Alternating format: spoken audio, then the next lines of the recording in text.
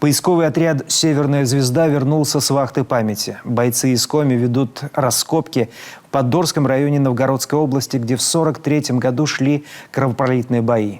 Наши поисковики на этот раз подняли останки 26 солдат. Елена Кононова знает детали. 20-копеечная монета, пуговицы с армейской гимнастерки, покореженный гвардейский значок, ложки. Но самая интересная находка, пожалуй, перстень из неизвестного металла с выгравированной короной, без инициалов. А потому, кому из солдат он принадлежал, теперь уж не узнать. Да и медальонов с именами бойцов на этот раз в списке найденных вещей тоже нет. В 1943-м, когда проходили кровопролитные бои на этом самом месте, их уже не было. Известно только, что сюда были переброшены десантные дивизии для удержания плацдарма. Именно здесь, в Поддорском районе Новгородчины, проходила стратегическая наступательная операция «Полярная звезда». Конечной целью должен был стать полный разгром немецкой группы армии «Север» и освобождение Ленинградской области. По раскопкам можно понять весь трагизм тех событий. Ты видишь позу, в которую мог упасть этот человек после ранения. Ты видишь примерно картину, что могло происходить. И когда оно в совокупности все это складывается, когда у тебя уже не один раскоп, а когда у тебя десяток вокруг на глазах, ты примерно видишь, что происходило. Это создает отдельное впечатление. Оно, не знаю, остается в памяти отдельным эпизодом войны. И хочется продолжать дальше раскрывать эту историю и узнавать, что же все-таки происходило на самом деле.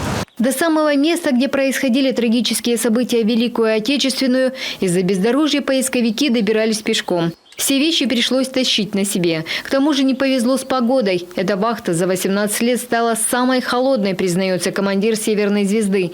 Дожди то и дело сменяли снег и град. Место раскопок заливало водой. Из-за того, что работали в лесном массиве, ребятам приходилось рубить корни деревьев, дробить камни. Несмотря на все трудности, две группы отряда подняли 26 бойцов, чтобы их похоронить по-человечески. Ради этого поисковики готовы терпеть все невзгоды и возвращаться сюда снова и снова.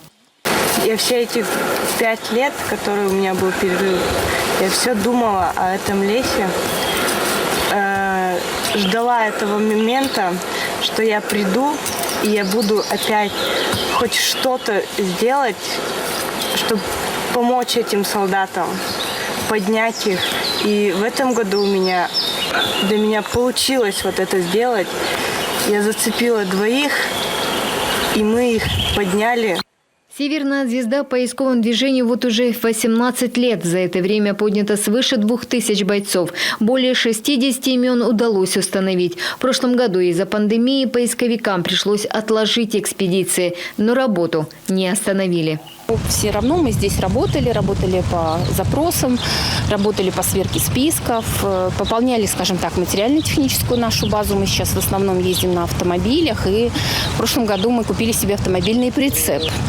Да, наконец-то мы его купили, выиграли конкурс социальных проектов «Лукойла», и нам удалось наконец-то приобрести себе прицеп, потому что вещей много, и перевозить их каким-то образом надо. 26 поднятых бойцов нашими поисковиками будут захоронены в центре Поддорского района Новгородской области. Уже традиционно 22 июня, в день начала войны.